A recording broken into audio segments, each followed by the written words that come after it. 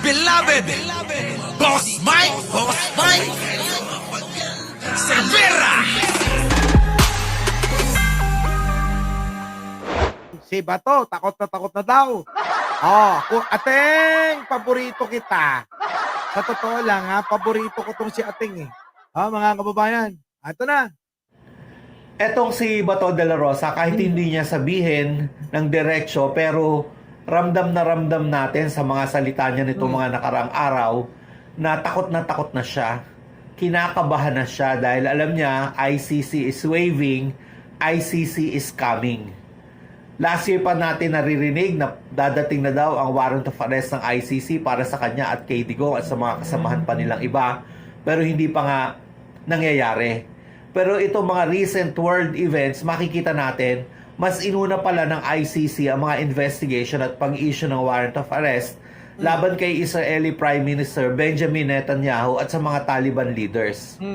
And ano na ang susunod dyan? Siyempre, yung Pilipinas na ang susunod. Sila na yung Yan na pala, yan na. Panoorin nyo. susunod na may issue ng warrant of arrest. May mga nagsasabi nga na by March or April, yung certainty na may warrant of arrest na para kay Digong, kay Bongo, kay Bato de la Rosa at sa iba pang mga general, sana pati kay Sara Duterte din, ay dadating na talaga at isa-serve na ng Interpol. Kaya ngayon pa lang, etong si Bato de la Rosa, kung ano-ano na naman yung mga sinasabi tungkol sa ICC at Interpol. Meron pa siya mga sinasabi na duty daw ni PBBM na proteksyonan ang mga Pilipinos laban sa mga foreign entities like ICC at Interpol.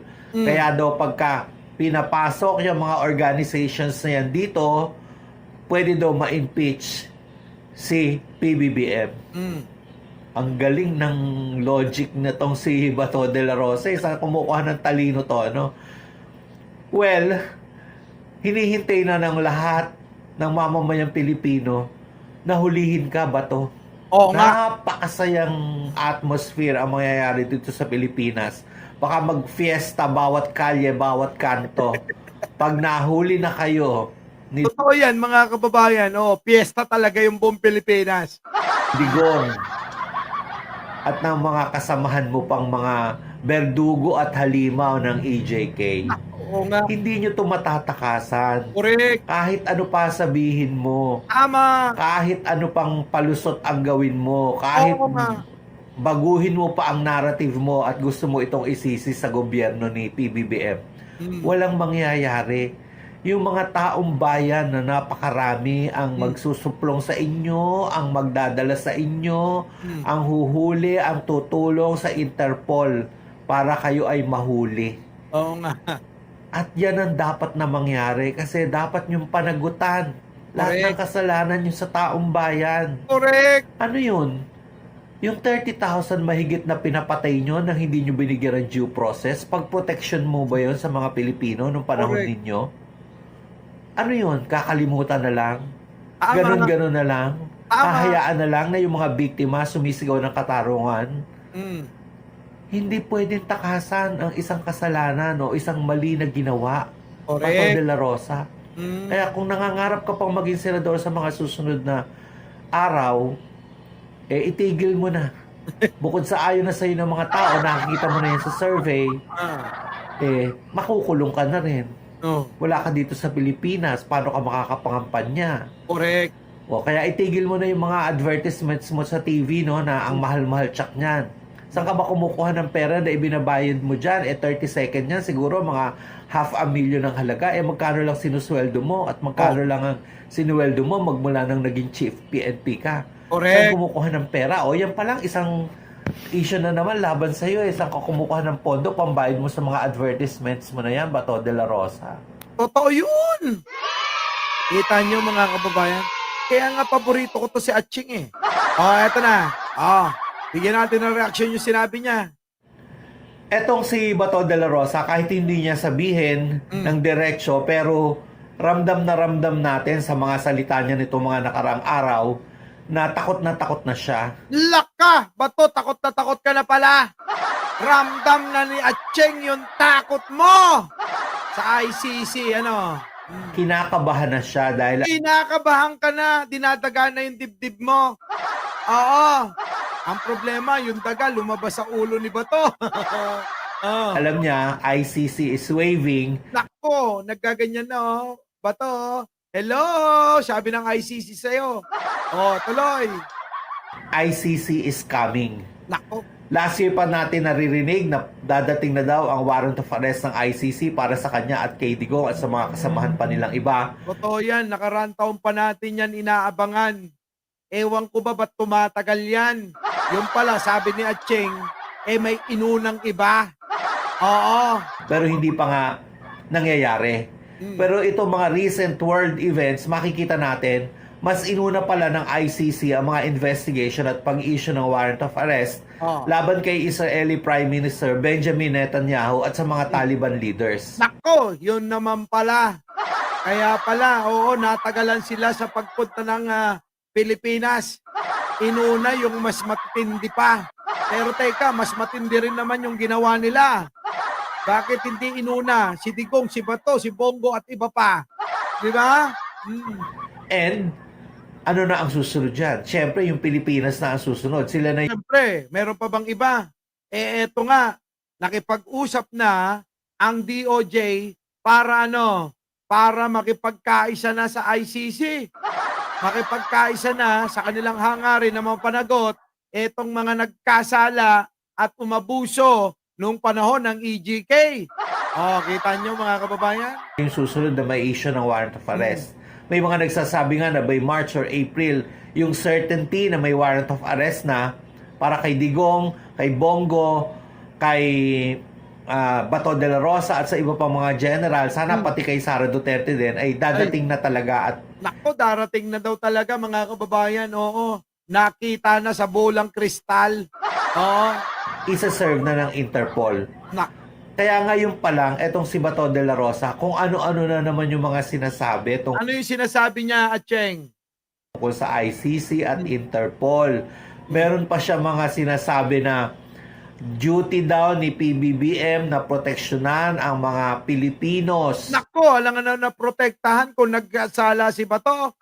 Sabi nga ni Pangulo, di ba? Ang alam nyo, sabi ni Pangulo ay eto, mga kababayan. Sa mga hindi nakakaalam at nakakakita nito, sa sinabi niya, abay kabahan.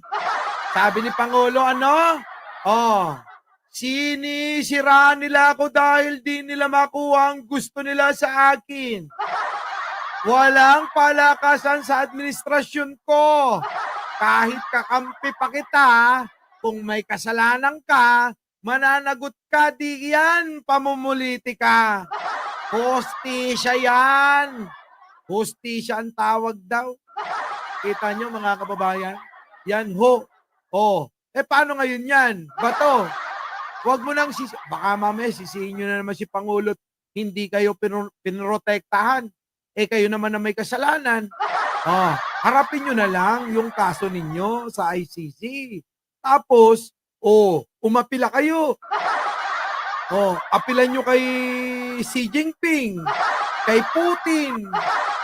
Di ba? Yung ganon. Foreign entities like ICC at Interpol. Kaya daw pagka pinapasok yung mga organizations na yan dito, pwede daw ma-impeach si PBBM. Nako, yun lang panakot lang nila yun. Alam mo naman itong grupo ni Digong, wala namang ibang alam to kundi manakot lang na manakot. Ang galing ng logic na tong si Bato de la Rosa. Saan kumukuha ng talino to? Ano? Oy, Bato, tinatawanan ko. Bato, tinatawanan ka ni Atcheng, Paano ngayon yan?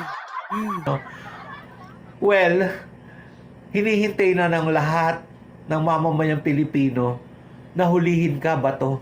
O hindi lang si Bato, si Digong, si Bongo, at yung mga iba pang kasangkot nila dyan. Sama na daw nga si Sara, di ba? Sana lang. Napakasayang atmosphere ang mangyayari dito sa Pilipinas. Baka mag-fiesta bawat kalye, bawat kanto. Oo nga, malamang yan. Oo, holiday na naman. Pero mo magkakaroon ng holiday? Kapag ka, ano, mga kababayan, kapag ka nahuli na ng ICC ang mga yan. Pag nahuli na kayo ni Digong at ng mga kasamahan mo pang mga berdugo at halimaw ng EJK, Ako, hindi nyo ito matatakasan. correct. Walang takas-takas dyan. Kahit na umasa ka pang manalo ka ba to, ha? Kahit manalo pa kayo ni Bongo, pag dumating ang warrant of arrest ninyo, walang magagawa si Pangulo, kundi ipamigay na lang kayo. Ipapamigay na lang kayo sa ICC. O eto na. Eto na si Digong. Eto si Bato. Eto si Bongo. At eto si Sara. Libre ko na. Ang libre na lang si Sara, mga kababayan. No? Oh. Kahit ano pa sabihin mo, kahit ano pang palusot ang gawin mo, kahit baguhin mo pa ang narrative mo at gusto mo itong isisi sa gobyerno ni PBBM, walang mangyayari. Walang mangyayari. Kasi yun na lang yung huli nilang magagawa. Isisisi nila kay Pangulo kung ano yung mga nangyari sa kanila. Di ba? Yung mga taong bayan na napakarami ang magsusuplong sa inyo, ang magdadala sa inyo, ang huhuli, ang tutulong sa Interpol. Totoo yun, ituturo ko. Kung sakali mang alam ko kung saan magtatago yung mga yan, ituturo ko talaga. Dapat ganun din kayo. Kapag nakita nyo nagtago sa lugar ninyo, ituro nyo si Digong. Madali lang naman yon makilala. Kapag ka nakita nyo yung itsura ng demonyo na nagkatawan tao, siya na. Oo. Di ba? Eh si Bato, ulo pa lang, alam nyong si Bato na yan. Oh, eh wag nyo lang pagkakamalan si Jackma. Baka mamaituro nyo si Jackma, imbis na si Bongo, ha? Oh, alam nyo naman yung pagkakaiba. Iba si Jackma at si Bongo. Si Bongo medyo mataba. Likas lang talagang parang kambal sila. Pero meron, ha, ulitin ko, yung hugis ng katawan nila, mas mataba si Bongo. Ewan ko ba, bakit tumaba na? Siguro sagana. Siguro sagana. Kaya ganon. Di ba? Eh si Jackma, kita nyo naman, medyo payat siya. Alagang-alaga niya yung katawan niya. Siguro ayaw pa niyang mawala sa mundong ibabaw na yan. Natin, at totoo, no? Mga kababayan, kasi marami siyang pera. Yung pera galing sa negosyo. Tanong nyo naman yung pera ni Bongo kung saan galing. Di ba? Sabay-sabay natin tanungin. Bongo, saan galing pera mo? Ay, nako. Oh. Para kayo ay mahuli. Oo nga. At yan ang dapat na mangyari kasi dapat yung panagutan lahat ng kasalanan nyo sa taong bayan. Oo nga. Ano yun? Yung 30,000 mahigit na pinapatay nyo nang hindi nyo binigyan ng due process? Oo nga. Tapos ngayon sila humihingi daw ng due process naman para sa amin. Pero sila, pinagkait nila yon. Ang tanong, anong karapatan nyo, Digong Bato, Bongo? Nang ipinagdamot nyo naman, anong karapatan nyo na hingin ang isang bagay na pinagdamot nyo naman? Di ba mga kababayan? Pinagdamot nila yan sa marami nating kababayan. Hindi na pinagbigyan, hindi na hinayaan na mabuhay makasama mga pamilya niyan. Bagkos mga kababayan, pinagtitegi nila yan. Diba? Action mo ba yun sa mga Pilipino nung panahon ninyo? Ano yun? Kakalimutan na lang? Ganon-ganon na lang? Ay, hindi pwede. Hindi pwedeng ganon-ganon na lang. Oo, payag ba kayo mga kababayan? Ganon-ganon na lang yon. Hahayaan na lang na yung mga biktima sumisigaw ng katarungan? Oo nga. Hindi pwedeng takasan ang isang kasalanan o isang Correct. mali na ginawa. Totoo naman. Pag nagkasala, dapat managot yan. At kailangan yung mga naagrabyado, yung sumisigaw ng katarungan, yung mga naulilang magulang, anak, kailangan mga kababayan, magkaroon ng hustisya yan. Bato de la Rosa. Kaya kung nangangarap ka pang maging senador sa mga susunod na araw, itigil mo na. bukod sa ayaw na sa'yo ng mga tao, nakikita mo na yan sa survey, makukulong ka na rin. Oo nga, ganun talaga ang ending niyan. Hindi lang si Bato, lahat sila. At sana kasama si Sarah. Wala ka dito sa Pilipinas, paano ka makakapangampanya? Oo nga. O, kaya itigil mo na yung mga advertisements mo sa TV, no, na ang mahal-mahal tsak niyan. Oo nga, mahal-mahal daw ng advertisement mo sa TV. Biruin mo, pati yung mga tarpaulin mo, ang lalaki. Di ba? Saan kaya galing yun? Sabi ni Atching saan galing? Saan ka ba kumukuha ng pera na ibinabayad mo dyan? 30 second yan, siguro mga $500,000 ang halaga. Magkano lang sinusweldo mo at magkano lang ang sinuweldo mo magmula nang naging chief PNP ka? Saan kumukuha ng pera? Yan pa lang isang issue na naman laban sa'yo. Saan ka kumukuha ng pondo pambayad mo sa mga advertisements mo na yan, Bato de la Rosa? Oo nga, Bato. Hindi ka naman pinanganak na mayaman. Di ba? Hindi ka naman anak ni Ayala. Hindi ka naman anak ni Alabang. Hindi ka rin anak ni Makati. Hindi ka rin anak ni Sobel.